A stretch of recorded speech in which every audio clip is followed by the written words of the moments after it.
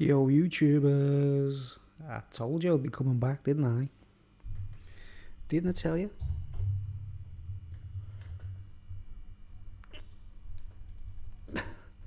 Man, this microphone is it's a really cheap stand. It's the cheapest one I could find. Hope you can hear me out there, all one of you, all none of you. Well, there's one watching. I got one watching. How's it going out there? Everybody all right? So, well, anyway, let's get on with it.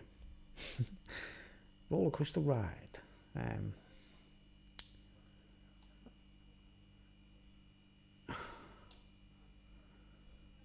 Right. Yeah, this is a bit of a combination video, this, guys. I thought what I'd do is, because I've got my last beers to drink from the little beer festival, right? And I thought, instead of filming it with me digital camera, my high def camera, I'll do the beer review on a live stream, right? So you can actually monitor the effects of, you know, how crazy I get as I start getting like more, as the truth drug kicks in, right? I've got one more. I've got 4 cans of one kind of beer to try, right? And depending on how the first glass tastes and how happy I am. I mean, last night it got kind of funny, man. I put a really bad review out, you know, for the chocolate stout stuff I did. It was like, I took it down, obviously, because it wasn't a real review. I was being facetious and mad and angry and that, like, because, you know, things got a bit strange on YouTube, as they do.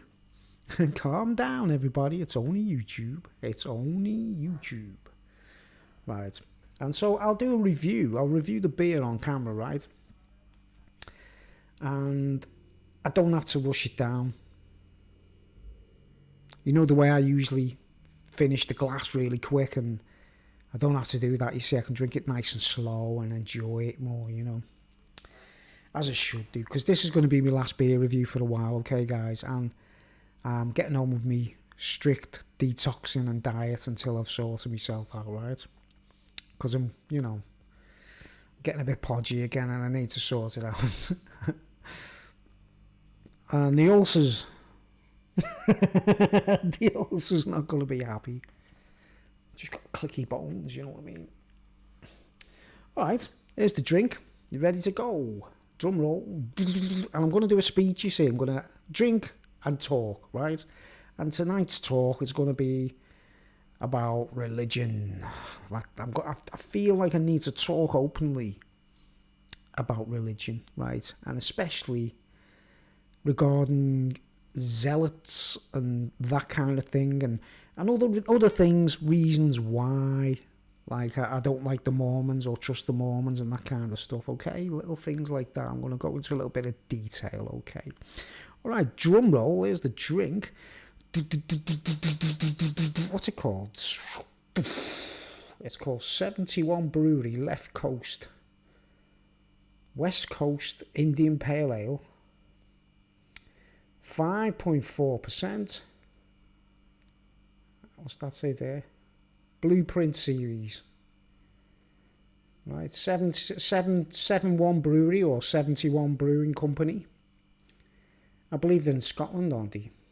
He's in Dundee.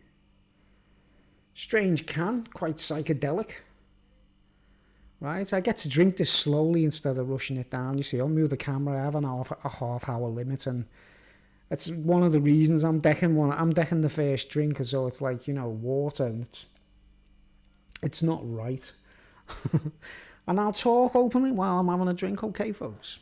Let's see, folks.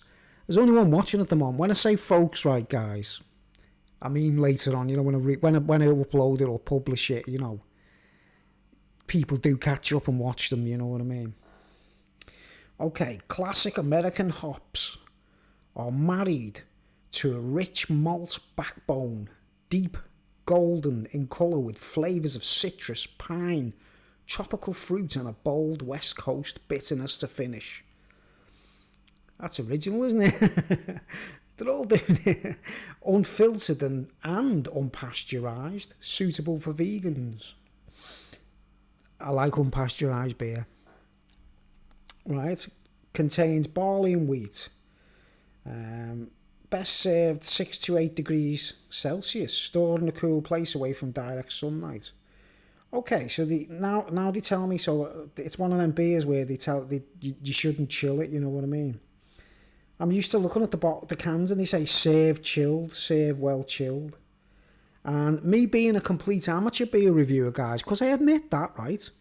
That's the whole point of it. I'm an amateur. I don't specialise in. Man, the amount of beers I've tried in my life is not a lot, really. You know what I mean? And I didn't drink heavily when I was younger. Sort of took me a while. It was later on in life I started drinking heavily, late in life. I didn't live it up when I was a teenager. I was in a house with a kid and a family, a common law wife and all that crap. When I was 19 years old, 20 years old, 5 years in jail I was, basically, you know what I mean? Bringing up an autistic kid, you know what I mean? So that kind of wore me out a bit, done me heading, to be honest. I won't get too personal like that, right? Okay, let's open the can. And I've chilled it, you see, so my mistake, hey, all you expert beer reviewers. By the way, some of the beer reviewers on YouTube, you're alright, you know what I mean? Some of them are okay, nice people and all that, but there's some right bellends out there, mate. You know, it's funny as, you know what I mean? Let's pour the glass. Is this the right glass? Am I using the right, look, I'm using the wrong glass. I use this glass because it's kind of big and clear and you can see what the drink looks like, or whenever I use a different glass, you know. Right. Is it okay? Have I got your permission, all the proper beer reviewers? Have I got your permission to use this glass, even though it's not that, you know? Sorry, I couldn't move. I couldn't actually see the 71 Brewing Company left coast glass anywhere in the shops, you know. I couldn't pick one up. Every time I review a beer, it's got to be the right glass. Yeah, right. Oh my word. Do you realise what you're just doing, guys? Okay, now I've got a microphone here so we can actually hear the fizz and everything. That's a bit awkward to hold this glass, really. Okay, let's go.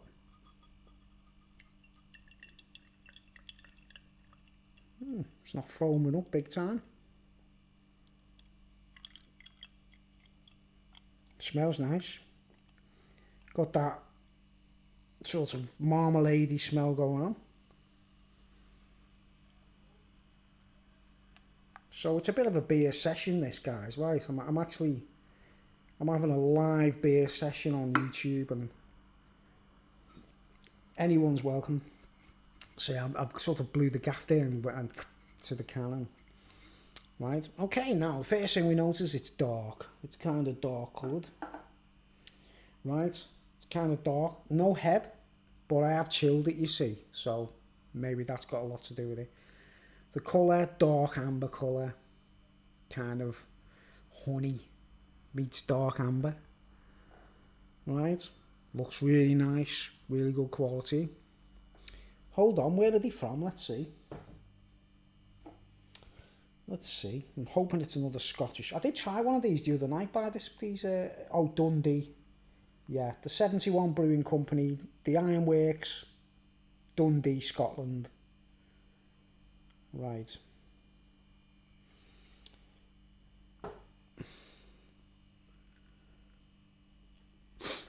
Hope you don't mind me doing this, guys. You know, putting a sort of combining the beer review with the speech, because it just makes things easier, you see. Because what happens is I do a speech onto the HD camera, right?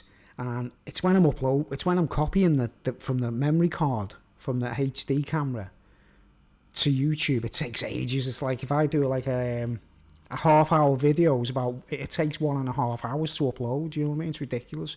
And so I can't access the computer immediately and get on with the YouTube talking, well, because the computer's not powerful enough to deal with loads of things at the same time. That's why I need a new computer. That's why I ask for donations. But it's okay, guys. It's okay. You don't have to donate. It's all right. I'm sure I'll find a way. All right, let's get this microphone aimed at us a little bit better. Okay. All right, let's try the drink.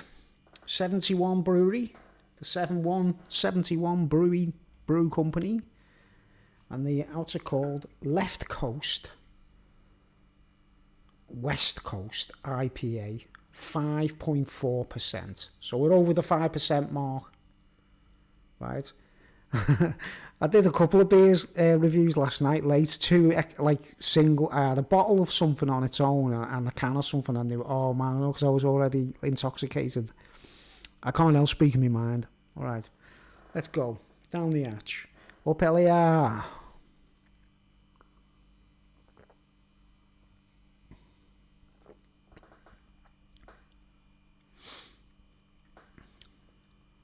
Very tasty. Quite mild.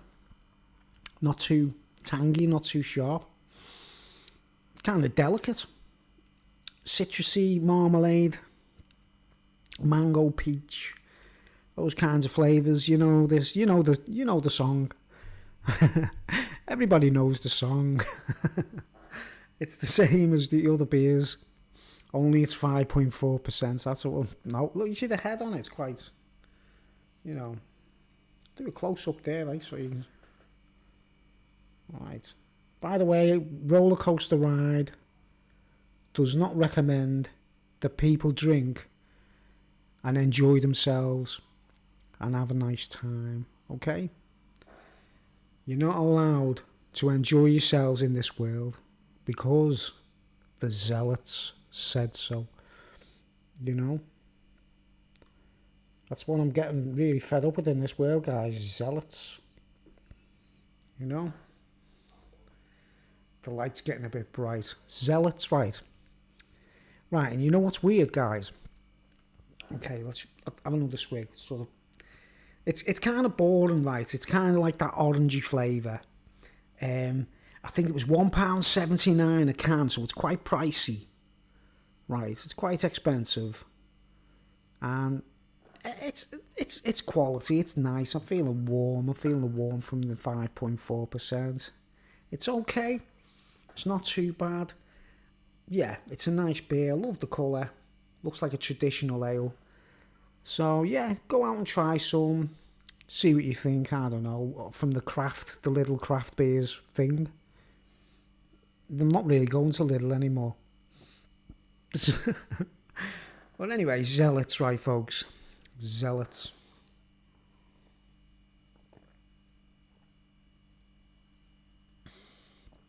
Well, Pelliar, cheers.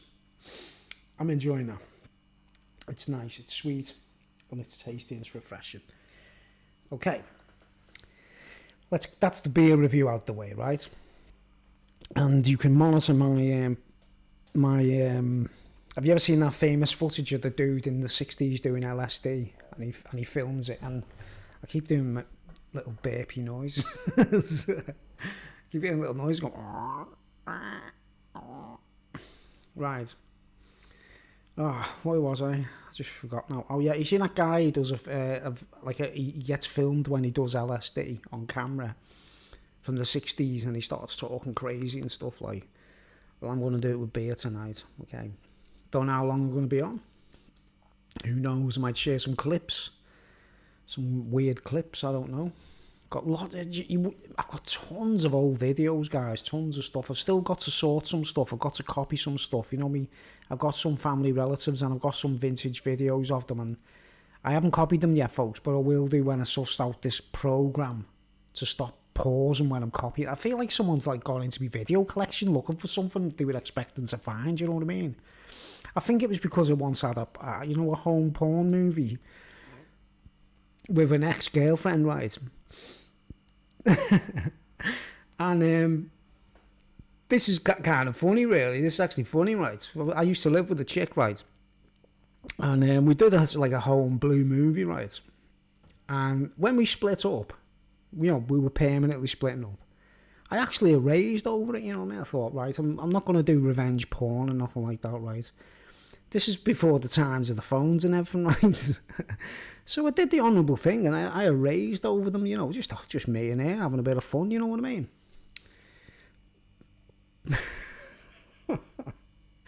Right, but in the comedy of it all, years afterwards, years later on down the line, we split up, we went our own separate ways, she got married, I did my own thing, you know what I mean, right? Later on down the line, I thought to myself, I felt like she was watching me, like she was still spying on me, like she was still trying to keep tabs on me, even though we'd separated and we didn't get on and we were long, past talking to each other, right? But we were supposed to have a kid, a child between us, you see, which I believe is not my child, you know what I mean, right? Well, that's not the argument. I don't care about that, right? Why is that flag flickering? I'll tell you what, turn the camera a bit inward. Right. Now, I erased over the videos and everything before we even split up, before I left, right? No revenge porn in me, mate. And, but for comedy, right, as a kind of like, I felt like I was being watched, I felt like I was being followed, and, and I was thinking, is she, like, monitoring me and trying to ruin my life or something, so that if I do settle down or find a better woman or whatever, like, she'd try and ruin it, like, you know what I mean? As they do, the Jezebel in them, like, And what I did was, I did this thing where I thought, I started speaking, I used to talk to myself and say things, and I always feel like someone's spying on me and that, right? And I invented this mad lie, this yarn, right? I sort of thought, like, if I lie about them videos, let's just say I pretend I had them videos, right? If she's still spying on me, she'll send someone in to try and, find them and that, like, and then I'm breaking the law by owning them, aren't I? When people own old movies and things like that of each other, they're supposed to erase them, aren't they, or whatever, like, I don't know, it's only happened to me once in my world, I've never done it,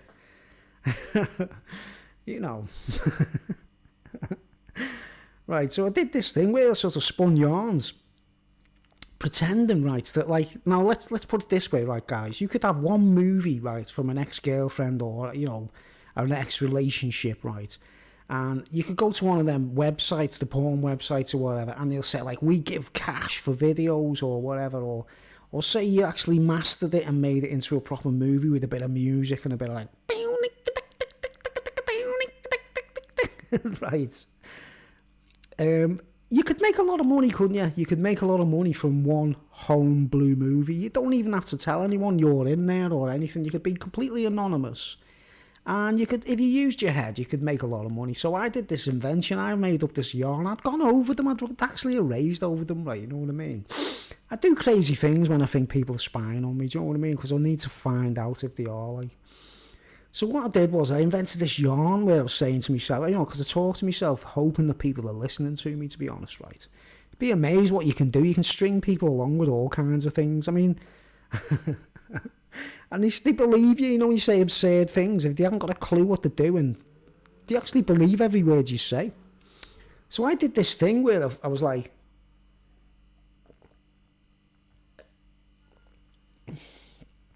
I made it seem like I still had the videos and I'd copied them and I was making lots of money and I had a Swiss bank account. Do you know what I mean? There was no Swiss bank accounts. I'd erased over the videos. I'm prepared to even swear on a Bible, put my hand on a Bible publicly and swear on a Bible that I did what I said I did before I left the house, like, I left it to some other mug to get married to, like. And I'd swear on the Bible that I did what I did, I raised over and everything, right? But these spies who were doing me head and all these cats that were all kind of on me case, like, right? They were sneaking around me and I felt like, oh man, they must have actually sent someone, like agents of some kind, to go through me video collections to see if they were there, maybe, I don't know. But only because they thought I'd made loads of money off it and I had this Swiss bank account, you know what I mean? Because couldn't you? You could leave it in automatic pilot, sell a video, and it could make millions, couldn't it, really? It's that easy, isn't it? People dig sexual, like, home blueies, don't they? You know what I mean? Bluey in America, you might be confused when I say blueies, blue movie, home porn, like. You know, any normal couple, in my opinion, you know, if you're a normal couple, you'd make your own home blueies, wouldn't you? You know what I mean? But you've got to be careful with phones and stuff. They're all tapped, aren't they? Whereas get back to video cameras and stuff like that. You know, if it turns you on, like, what a spice your marriages up like. Well, anyway, it felt like the whole world was spying on me, like investigating, you know, as if they were like all.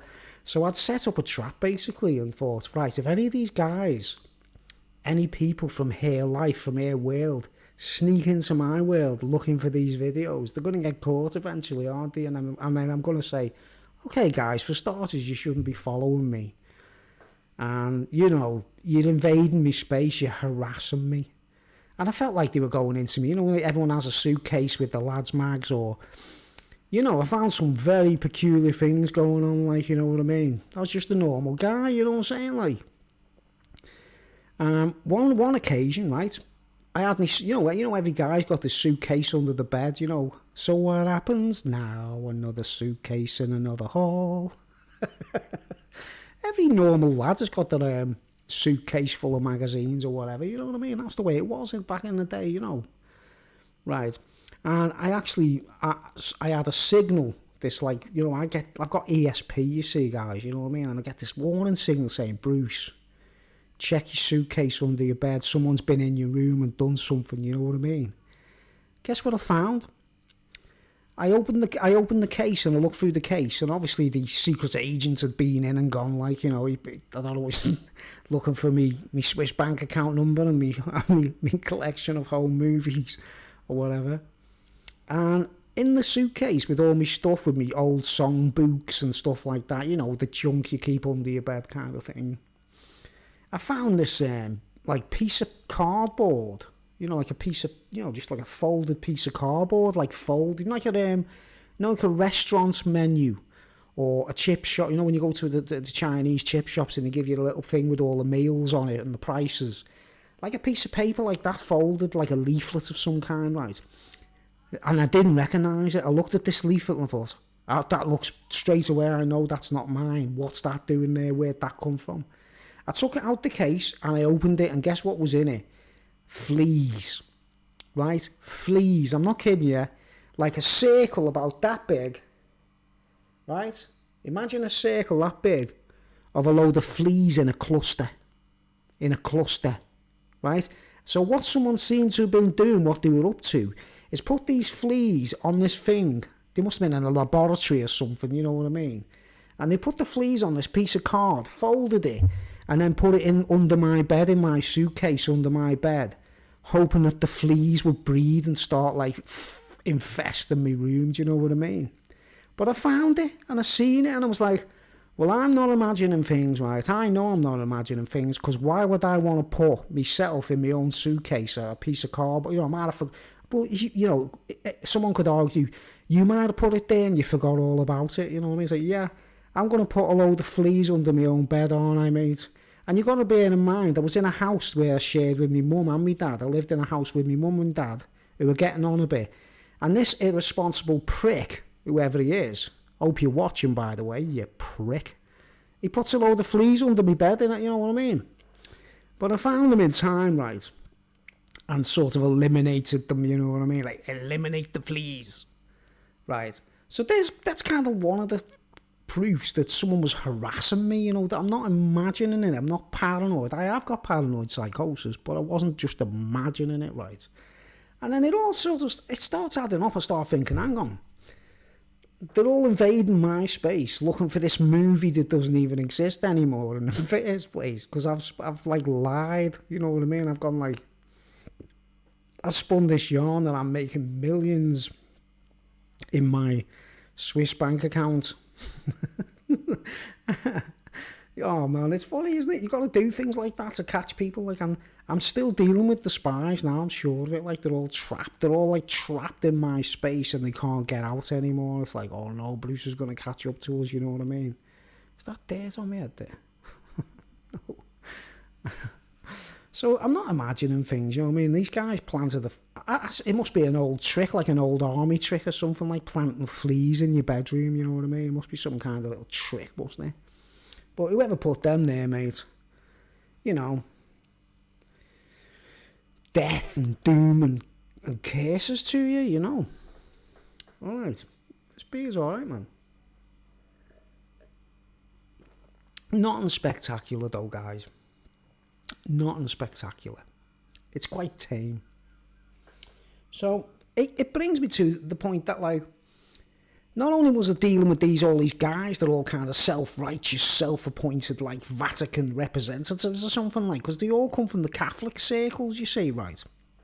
Because my ex-girlfriend was a Catholic, and she really, I think she might have thought she was Mary or something, I don't know, you know what I mean? She's had one of them delusions that, you know what I'm saying, like, the Mary delusion, like. And so I felt like I was being like, they were all like self-nominated righteous people who were all wrecking me head and spying on me and interfering in my private life and harassing me, you know. So I thought, wow, this has got something to do with religion as well, hasn't it? Like, they seem to be representing the Pope or the, you know, the Vatican itself. I'm like, when are people going to learn? When are Catholics going to learn that the religion takes the piss out of them? Watch a video on my channel. It's called Catholics Are Snake Food in the Eyes of Holy Rome. It's a video on me. You got to go through the back catalogue of all my uploads, right? I might share it under this. I'll do a link later. I'll share the link maybe, like, if you can't be bothered searching, right? But it's quite an interesting video about the way the Vatican is designed like a snake. If you look at it from an aerial viewpoint. And where St. Peter's Square is the belly. You know when a snake swallows a rabbit and it's like a big bulge in the middle. And that's where all the people stand. They all stand around St. Peter's Square, around that obelisk, an Egyptian obelisk, you know, like Cleopatra's Needle, right? But they don't realise when they're standing there that when the Pope looks out the window, he's thinking, look at them, snake food, all of them, idiots. That's what they do. This is the word, Egypts. Look at all the Egypts there in the snake's belly and they don't even know. I'm actually being friendly to Catholics and Mormons and people, trying to tell them to break the chains and get out of there, right? Come out of here. It's a female snake, isn't it? Right, Egypts. That's how they see us, mate. Right, now I grew up in a house that was like, my dad was Catholic and my mum was Protestant, right? So my mum didn't give a crap about all that, right? My mum was quite, like, into the Bible kind of thing and believed in Jesus and stuff, and she was quite a righteous person, if you know what I mean. She was quite a prude. She wasn't really into getting off her head and all that kind of stuff. My dad was kind of like a typical Catholic male. He'd been in the Royal Navy, right? But he hated the religion because the school teachers used to make him kneel on the floor and stuff like that, you know what I mean? He got a bad time off the school teachers, Catholic school, right? So when he brought us all up, we were all supposed to be Catholics. Do you understand? I'm one of 4 kids. I've got an older sister, an older brother. Then there's me and my younger sister. But we were all meant to be christened Catholics. We were all meant to be initiated into the Catholic religion and the Catholic system and go to the Catholic schools. But my dad hated it. You know what I mean? So he was like, I'm not having them going through the shit I went through when I was a kid. You know what I mean? That was my dad's attitude, right? Which was brilliant, isn't it? How many dads do that, man, in the Catholic world? Because the usual routine is dads say, we had to go through it, so should you. You know, that's usually the attitude in that world, man. And it's a generational curse. You've got to break the chain by putting them through a different system or homeschooling them, you know what I mean? Right. But you get all these people, man, they're all suddenly emerging out the woodwork thinking I've got this blue movie, like, thinking they're the most self-righteous, self-opinionated, super, I don't know, spy, secret agents, ninjas ever to come out of the Catholic religion, I suppose. I don't know, because she was Catholic and she still thought it was a big deal, right? So much so, when we had a kid, right, I'm supposed to be a dad, right? I don't know until he got older. I started seeing things as he got older, you know what I mean? When I realised he had 10 to 2 feet and stuff like that. His feet were like that, mate. You know, when people walk and they've got like feet 10 to 2 feet, it's like 10 to 2. My feet aren't 10 to 2. None of my parents had 10 to 2 feet, you know what I mean? Little telltale signs where I'll be thinking, wow, he's not my kid, you know what I mean? There's something not right here, man.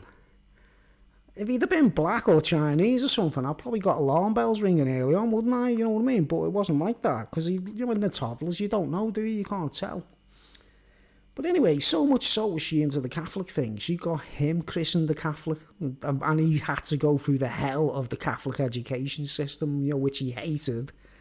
He had a bad time because he had special needs and autism and stuff like that, right? But she still insists on putting him through that system, you know what I mean? Right. So I've got all these self-righteous, opinionated Catholic, like, die-hard zealots kind of harassing me as if I'm some kind of unholy man because I kept hold of a video when I'm being accused of revenge porn, I suppose. That's like what the term is, isn't it? Revenge porn, like. Nothing of the sort. I was just lying, and I wanted them all to emerge out the woodwork and come searching me pad and that, like, and going through me videos and everything, only to find nothing, right? To find nothing, because it wasn't there in the first place, right? But what did it do by the whole exercise? What was I proving with that entire exercise of making them think this and think that, and then they find out there's nothing there, right? I'm proving, if they did believe in a Jesus or God, it's a fake. Do you understand? Because if it was a real one, it'd have said, Bruce is lying about, you know, they'd been told somehow, don't be bothering Bruce, he hasn't got anything like that, he's just saying it because he thinks you're spying on him. Jesus would have told them, wouldn't he? If they had anything to do with the real Jesus, they wouldn't have been misled and being self-opinionated, self-righteous zealots, would they, in the first place? You know, because they think, because they read Bibles or whatever, they think they know it all, right? Now look at Mike Tyson, for example. He tried being a born again Christian, right? I've seen him being dipped in the pool. You know, when you wear the white and you get born again and you're dipped in the pool. He still carried on like a madman. It didn't calm him down. It didn't sort him out. He gets into Islam. It sorts him out. It was perfect for him. It made him calm down. It made him chill out, right? It's to your own. It's to your own tastes. It's, you know, you've got to choose what's right for yourself, not what someone else tells you, you know what I mean? And it turns out that Mike Tyson's been really calm, hasn't he, right? And more recently, we've seen the same with Sinead O'Connor, right? She was having meltdowns and stuff, wasn't she? Publicly going, like, literally bonkers on camera. And eventually, she finds Islam and that sorts her head out. Me personally, I don't do any religion, guys. I just know there's a creator and stuff. I don't want to go into that at the moment, right? That's another matter, right? But, like, you've got to choose for yourself. You've got to choose for yourself what's right for you, you know what I mean? That's the way it should be, right? Because if the proof of the pudding's in the eating, isn't it? If some people, it sorted their heads out and it made them feel better than they ever did before, then there's got to be some kind of personal, you know, like the comfort blankets for each individual, right? But all these zealots, mate, it gets to the point that enough zealots are responsible for putting people off, you know, putting people off any faith or wanting to understand those things. It's zealots that cause it, because they start attacking people for the most minimalistic things, you know what I mean? Like what I'm doing here, even though I'm not a preacher, though I'm not a holy man, though I'm not in a congregation with people in front of me, I'm a responsible preacher, you know. I'm on my own, I'm enjoying a drink, you know. But what I found when I started entering into that world of meeting Christians and stuff and believers, right?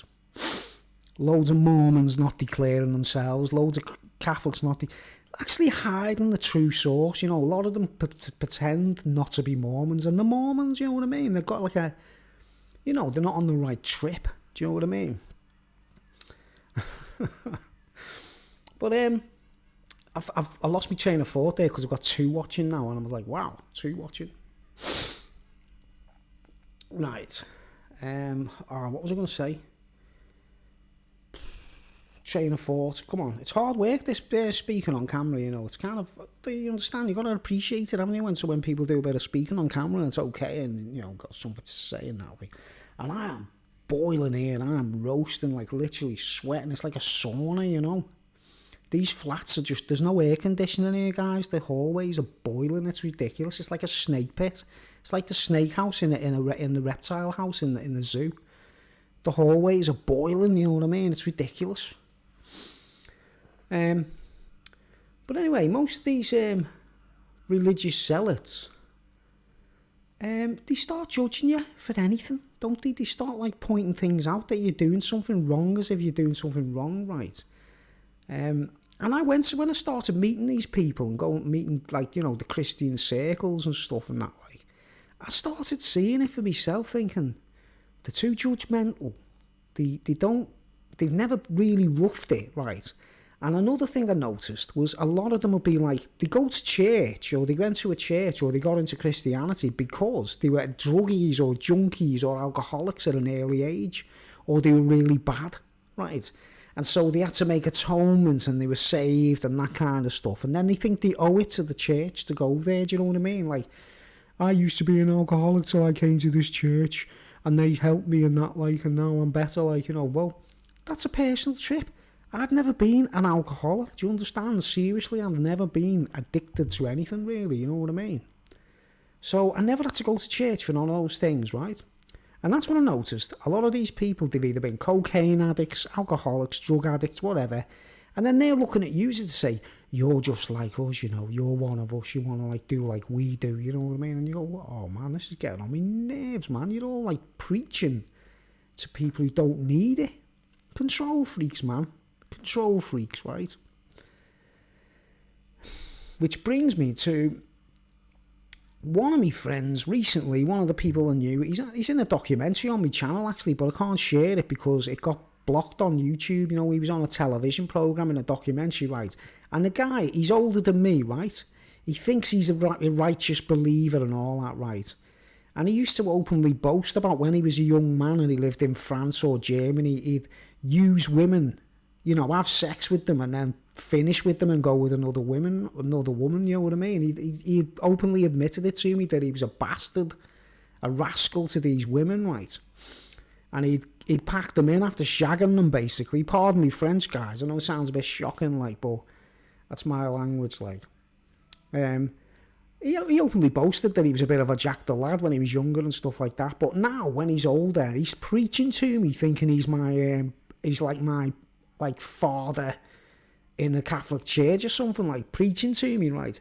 And he got involved. He was already into the Bible when I met him, and I thought, you know, and he was a decent artist. He could paint and all that, right? He's a good painter and all that, like. But he seemed to think, because he'd read the Bible, he knew everything about it, right? And then he got wrapped up with the Seventh-day Adventists, right? You know, Ellen G. White's Batty crew, right? Now, I know that I've actually seen some Christians who I respect on YouTube, I respect them, right? And they've got good views and they talk about Christianity in a sort of positive light, right? It's the religion that they wanted and it was okay for them, right? Just like Mike Tyson was okay with Islam. These guys on YouTube, they think that Christianity is for them, right? And then you see them posting videos, right, on the channel of like people talking or podcasts or radio shows which are religious, you know, preachers preaching, right? And it'll say in the small print, you know, Seventh-day Adventists. And they don't realise they're being fooled by another, like a Mormon setup or a Catholic setup. The Seventh-day Adventists, they might mean well as people, you know, when you go to, you know, when you meet the people. The religion is, Ellen G. White is a mistaken snob, you know what I mean? She's not like a normal. When she was in the Wild West in America, Indians were being murdered or whatever while she was living it up with her favourite tea set and that, like, you know what I mean? She was a Freemasonic, she's a female Freemason, practicing Freemasonry in the religion, disguised as a religion, right? But anyway, what happened to this guy? He was walking around because he'd been hanging out with the Seventh-day Adventists, right? And he didn't feel like it was for him, so he left the church. But he was walking around with their Bible. You know, they've got their own Bible. It looks like a normal Bible. It looks like a proper Bible, but in the small print it says Seventh-day Adventism, you know, right? So he's carrying that around in his pockets, preaching to me, right? And he gets into the... oh, that thing's flashing, isn't it? he gets into the concept of the Sabbath, right? You know, the Sabbath. And he starts preaching to everyone, you don't do things on the Sabbath. Yeah. So if he came here and it was a Saturday, he'd be like, no, we shouldn't be doing that. It's the Sabbath. And it was like an obsession, mate. The guy kept saying it was the Sabbath, you know what I mean? And it got so silly, right? His brother went to a shop to buy a loaf one day, right? You know, they lived together, he lived with his older brother, like, or his younger brother, I think he's his older brother. But he went to the shop to buy a loaf for the kids or something. He was looking after someone's kids. And he come to my house, this zealot, you know, he'd been, like, bugged by the Seventh-day Adventists. He'd been, like, tagged by them, right? And he knocks on my door and he goes, I'm not happy with me brother. I'm like, why? What's he done? He goes, he went in the shop, didn't he, to buy a loaf. I was like, and he goes, but it was the Sabbath. Right. And it's an obsession. You're not allowed to do anything on a Saturday. Right.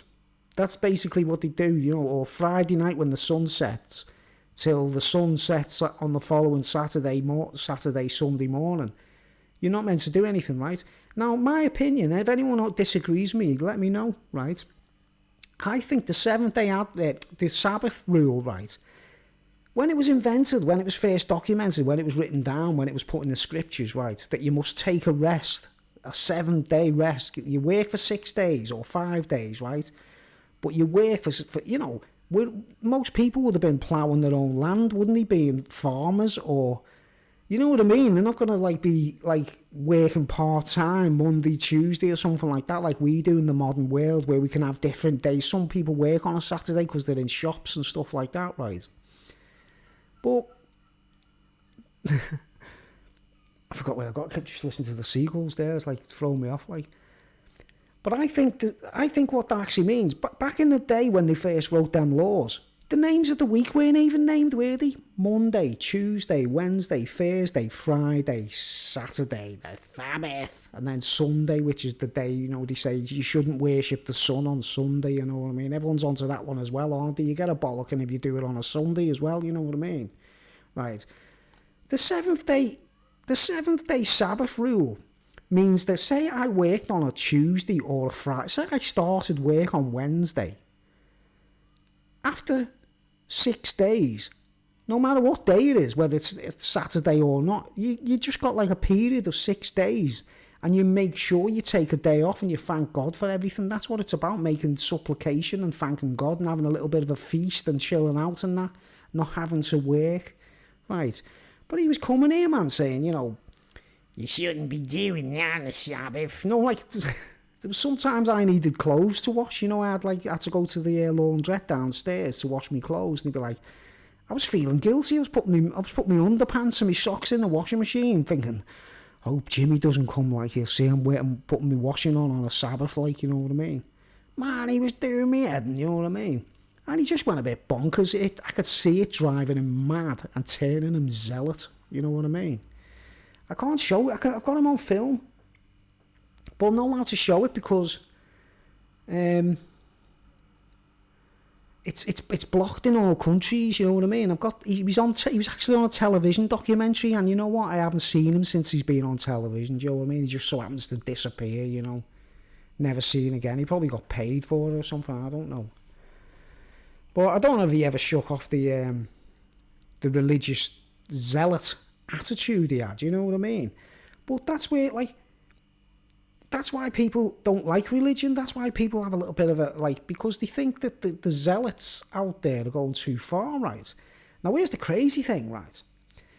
I did a speech, didn't I, a few days back about me dog and his black claw and that. You know, I was talking about his claw and that, right? Where my dad was going to cut his paws and that, right? Cut the claws off his paws. That rhymes, that, doesn't it? Right. And for comedy, I said, I'll tell you what I'll do. I'll do a kind of progressive metal comedy, you know, like a heavy metal parody song about the dog called Black Claw, right? That's why there's a little snippet of a demo, and it says Black Claw, you know what I mean? Because I was going to write about my dog called, you know, just a comedy, like a sort of parody of heavy metal, basically, right? For comedy, right? For a laugh. And then I look up Black Claw, right? You know, thinking, I wonder if anyone's used that name, like, for a project, or there's anything exists out there, Black Claw. And this is like, and my dog's telling me to use this, you see. My dog's saying, Black Claw, Bruce, you do Black Claw, tribute to Duke, you know, to the dog, Black Claw. And I look it up, right, and you know what it is? It was a movement. It was a movement. I think they were formed in the 1800s or something. Anti-Zealots. They were a movement of like freedom fighters kind of thing. And it's anti-zealot, you know, like a stance against zeal and zealots in religion who do that exact thing, telling you what to do, telling you what not to do. You can't work on a Saturday, you can't do anything on a Saturday. You take one day off in a whole week, no matter what day it is, and you set up a little table and you go, thank you, Lord God, for everything. Thank you. We don't take nothing for granted. You give us everything. You do. I say it every day. I don't just say it on one day a week. I say some form of in verbal or in prayer or whatever. Say thank you, God, for everything. You're amazing. You know what I mean? I do it every day automatically, right? But I'm on the sick, right? I'm on social security, right? So where does the 7-day rule apply to people who don't even go to work? Do you understand? In the modern world, there's some people work part-time, isn't there? There's some people, like I say, they work on a Saturday, but their day off might be a Tuesday or a Wednesday or something. And that's their Sabbath day, isn't it, really? That day off, that little bit of supplication where they pray and they read the Bible, or they chill out, or they watch some pastors on YouTube or whatever it is. Or if you're Mike Tyson, you listen to an in man. Or you're Sinead O'Connor, you listen to an in man. You know what I mean? It's like, each to their own, whatever suits you, you know what I mean? Well, you shouldn't force feed people, you know what I'm saying? Like, shouldn't do it, should they?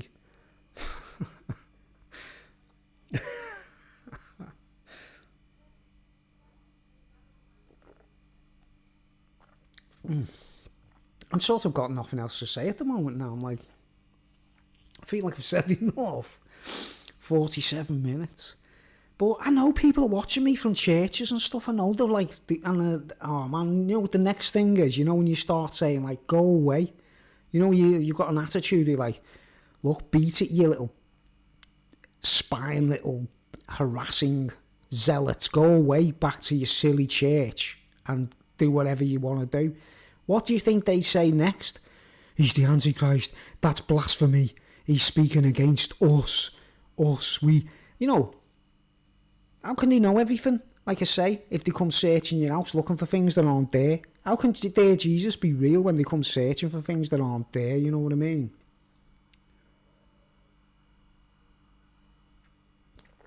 But I've been through a lot of it now, you know what I mean? That's why I don't really do religion when I talk about it, guys. I believe in God, but I don't believe in God. I know there's a God. I've witnessed it, you see. I don't want it to be like under any banner. I don't want it to be under any religion. I don't want it to be like a one world religion or nothing like that. It's just Bruce, me, myself, right, in my mental illness, and something helped me, and it helped me get my shit back together and start living my life again. You know what I mean? And enjoying life and chilling out and enjoying a pint.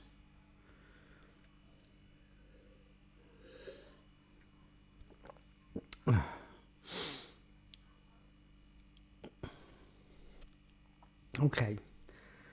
I was see, I'm honest, I'm drinking this slowly now and responsibly, but yeah, I hate to say it, guys. I don't even know why I bought these beers. I was sort of kind of like, I just, you know, I went into Lidl to buy some shopping as usual, like, and I do go through periods where I go, I don't want to drink now for ages, and I don't mean in a religious way or nothing, or sobriety or anything like that. You know, it's a better, you know, you live a better life when alcohol doesn't do anyone any good. There's no goodness in alcohol, right? I know that, right? But it's not a sin. It's a sin when you're defiling your temple and you're ruining your own life and you make it difficult for yourself and you end up in a wheelchair or you end up in hospital. You know, that's defiling your own temple. Sin is when you're doing something to other people, like knocking on the door, coming into the living room going, Any chance of a cup of tea there? You gonna make us a cup of tea? Anyway, you're not going out tomorrow, it's the Sabbath. His voice, mate, the amount of times he said the word Sabbath, mate, it was like, man, it's enough to put anyone off, innit? Don't forget Ozzy Osbourne, guys, you know. Sharon, fucking bubbles. Claiming he's the Prince of Darkness, you know what I mean?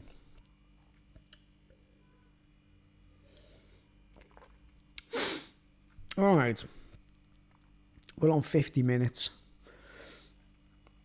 And so I took like an hour to drink 1 pint. You see, guys, I can't drink responsibly, like. Yeah. Oh man, it's funny, last night though I was arguing with the beer reviewer. He got back to me going, "You muppet, you don't serve that drink in that glass." So I was like, you guys, for real. I was going to put a message back to him today, but I wanted to call it quits before it got silly. You know, I don't do YouTube arguments normally, you know what I mean? But I was going to get back to him and say, does it matter what toilet I piss in when I've digested it? Like, have you got to like piss in a particular brand of toilet? Like, you know what I mean? After I've drank these like amazing beers, like, you know, can I only piss in like a certain colour of toilet or a certain kind of toilet? Like, because if you can't drink it in this kind of glass, you're not allowed. You know. Yeah, it's got that. Back to the review. It's got that what's it called? Roundtree's fruit gums flavour. You know, the Roundtree's fruit gums flavour. The orangey ones, the marmalade ones. It's very subtle and delicate, you know what I mean? A bit overrated. These beers are overrated, you know. Most of them are overrated. There's not that many beers I've tried that I really thought were mind-blowing and I go back for more, you know what I mean? But I've tried quite a few, haven't I? And a lot of them, they're not much of a big deal, you know. Okay, what are we doing anyway? We've got only one watching at the moment. Yeah. So if you're watching out there, if the Pope Francis is watching, right, from the building that looks like a sarcastic snake, designed to catch poor Catholic people unsuspecting, before aerial photography, guys, before Google Earth, before all those things were possible. Yeah, I'll show you the video, actually. No, let's get a picture up, eh? Let's get a picture up. So I can show you what I mean. I want you to see this. I want Catholics to see this and realise that I'm actually a friend. In the same way that Meow Man was a Catholic and he spared us going through the motions of being taught Catholic school and Catholic religion in school and being indoctrinated to be a Roman soldier. We don't want to be Roman soldiers. I'm a Gaul. I'm not a Roman. I'm a Gaul. I used to think the Romans were amazing when I was a kid, but we were forced into their education system, weren't we, really? Let's do it. The Vatican. Right. The Vatican.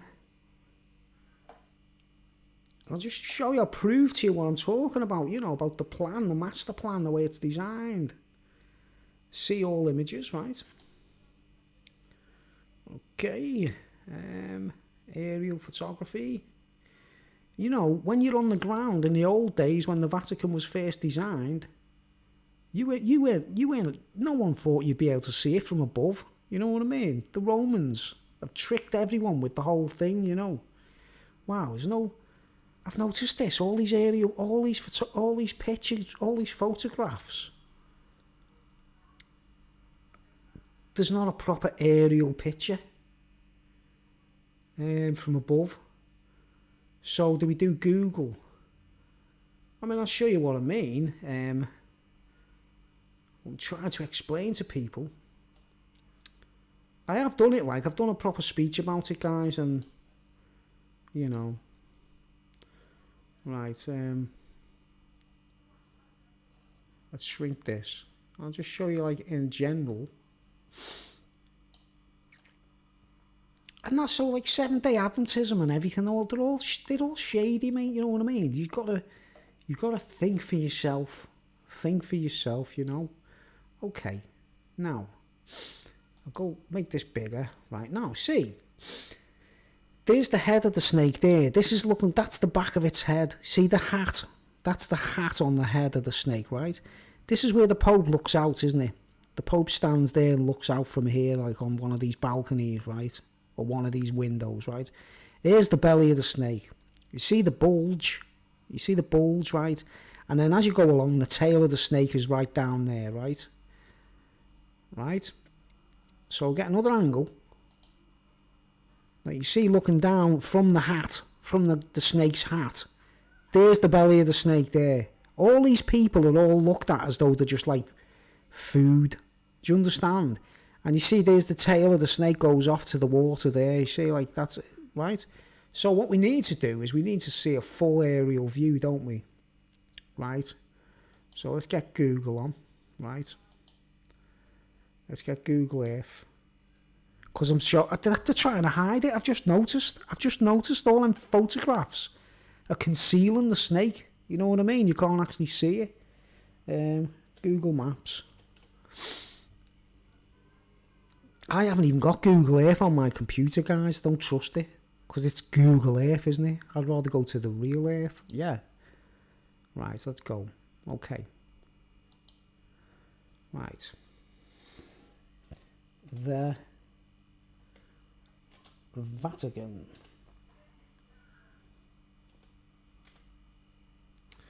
The Vatican. Let's go to the Vatican. Let's see. Right, so you can see it from above here, mate. Get that out the way. Where is it? There it is. Right. There you go. Do you see the way the tail? Let's zoom in a bit. Right. Let's just zoom in. So you can see what I'm talking about. So it fills the screen, right? There you go. Right, now you see. Imagine this is the head of the snake with its hat and its eyes. It's got a face. If you look at it properly, you'll see it's got a face and everything. There's the two eyes there. One eye there. One eye there. It's got a hat on. Many crowns. Imitation. Right? Here's the belly. Here's the belly. You've just been swallowed by the snake. See the bulge? Do you imagine a snake has just swallowed a rabbit? But the people who go to watch the Pope on the balcony are seen as just rabbits or food in the belly of the snake, right? And look at the road. Goes back. There's its tail. It even narrows off towards the end. You see the way it gets narrower? See, it's like slightly wide there, and it looks like it gets narrow there where the tail is. And the tail, it's as though it's coming out of the water, isn't it? Look. See, there's the point of the tail there. Right. Now, do you see what I'm trying to tell you is that it's actually a snake, right? Now, where's the other picture? Here's the proof that it's to do with snakes, guys, you know. Well, you know, Pope Francis doesn't know nothing, mate. I'm not being personal. Don't hate the guy as a person, but they haven't got a clue, mate. You know what I mean? They haven't got a clue. Okay, now let's find another picture. It's interesting, this, isn't it? Right? Vatican. Snake. Hall. Right? Conference room, Vatican Snake Building, Hall, whatever they call it, right? Here we go. You will have all seen this on YouTube. You'll have all already been, you know, most of you will have seen it, you know what I mean? But there's your proof. There's the sarcasm right there, look. You know, the head of a snake, the eyes looking down, the teeth, and the tongue coming out from its mouth. You see it? You see the tongue there and the teeth. That's the head of a snake. The architects have designed it so you're inside the head of a snake when you're in the conference hall. I mean, you know, wake up, people, man. Wake up. But I take it it's a viper or a female snake, isn't it? You know what I mean? I take it it's based on a female snake or something, I don't know. But look, Vatican snakes, wake up Catholics, you are the meal. See, they put it there, wake up Catholics, you are the meal. Someone's put it there on this, you know, on this item. So do you understand where I'm coming from, guys? It's very important. There we go, here's another picture kind of demonstrating they're sarcastic, mate. They think they know it all. Snakes think they know everything, right? You know what I mean? But you know what God says to us? Be as wise as serpents and as loving as doves. These can't be as loving as doves. They don't know how to be loving as doves. They haven't got the ability to be as loving as doves. We can. We are loving as doves. But we've got to be just as crafty as them, haven't we? Right. And that's all it is to it, right? As far as I'm concerned, you know, I think it's evil what they're doing to Catholic people. I think it's wrong, man. And there we go. Here's the culprit. He's the latest recruit.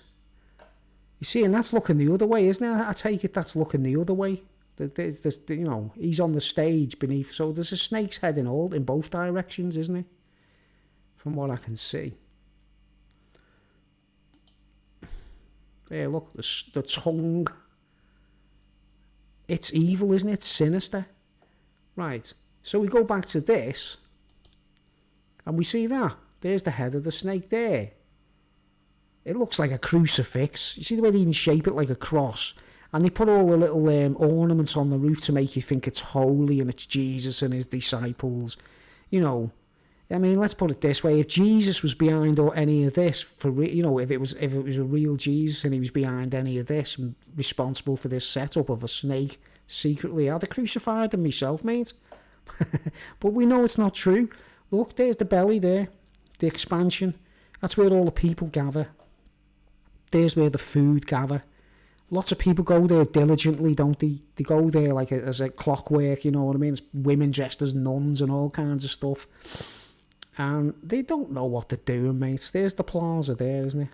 There it is. There, look, the Paul VI Audience Hall, it's called. There it is, look. The Audience Hall.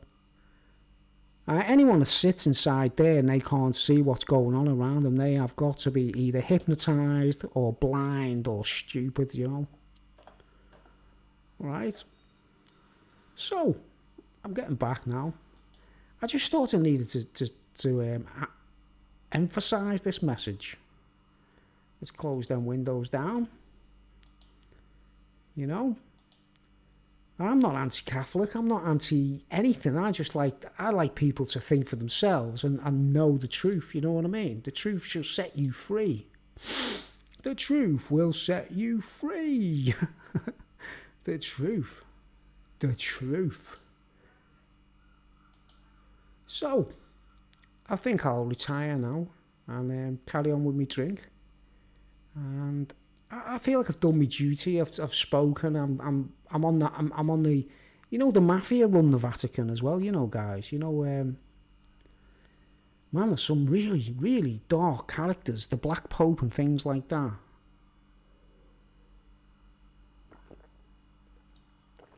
It's quite bitter tasting this as it gets. It's gone flat. It's gone flat in my hand. And it's almost like sherry now. There's no fizz in it at all. But it is unfiltered. I've noticed that. Like, what's it called? Unpasteurised. But yeah, it's a nice berry, that, right? Okay, that's the end of my beer review. This is probably my last beer review, you see, folks. With a bit of a serious twist to it, like. So, go out and buy it. And find out for yourself. Some of the reviews on YouTube are over the top. Okay, I'll give that a 7 out of 10 because it's following the footsteps of all the other brewers. They're all doing similar things, and I don't know. I'll give it a 7 out of 10. It's quality. It is quality, but you know, I'm getting bored. Okay. All right, we've done the hour. And yeah, I'm getting off. And thanks for watching. I might be on later, see how I feel. For a bit of comedy. For some, you know, kind of witty stuff. Any comments below? Tell me what you think. Share it with your friends. If you know people who are Catholics and they're a bit like... You know where the term dogma comes from, guys? Dogma. I don't want to... I'm not going to... I don't even... It's so bad. You know, if you imagine dogs doing things to women. You know what I mean? And then there's like a kind of... like a sort of... What's the word? Alliance of human and dog. And the actual... The so-called Rome... The wolf of Rome, Romulus and Remus. That's a hyena. That's not a wolf. That's a hyena. A biblical wolf is a hyena. You know what I'm saying? All right. I'm getting too serious. I'm getting too mad. But I go on this channel. I go on my YouTube channel. I do my best to spread the truth, and I talk about things that are serious. And all people can do is either criticise me, beer reviews, criticise me music, which I don't get, like, because, like, you know, there's no force feed going on, you know what I mean? You don't have to play me music. I always make it known, so you see in the thumbnail, oh, this must be one of Bruce's songs, and anyone that doesn't want to watch it usually doesn't want to watch it, you get me? Anyone who respects me and knows that, they'd be like, oh, I'm a bit curious what Bruce is up to musically, let's see what's going on, you know? I always make sure you know that it's either a song or a speech. There's no clickbait. I don't do clickbait. Do you know what I mean? I don't do clickbait. Alright, thanks for watching, and cheers. And any of you who are trapped in me suitcases or in me video collection or whatever, like, you know, serves you right for being a little two-faced little agent, doesn't it? I'm not letting you go. I'm not letting you go. You can't escape.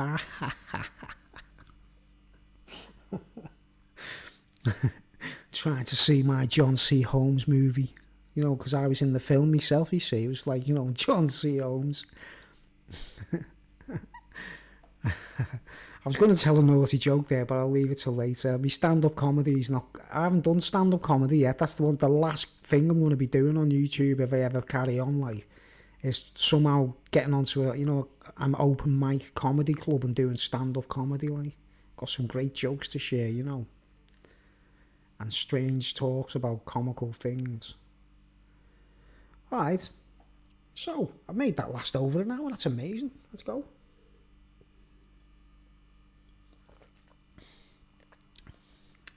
Quite bland. Definitely unpasteurised. But, you know, not bad. Not crap. You know what I mean? But I don't get them sent to me for free, guys. You know what I mean? It's a good job, to be honest.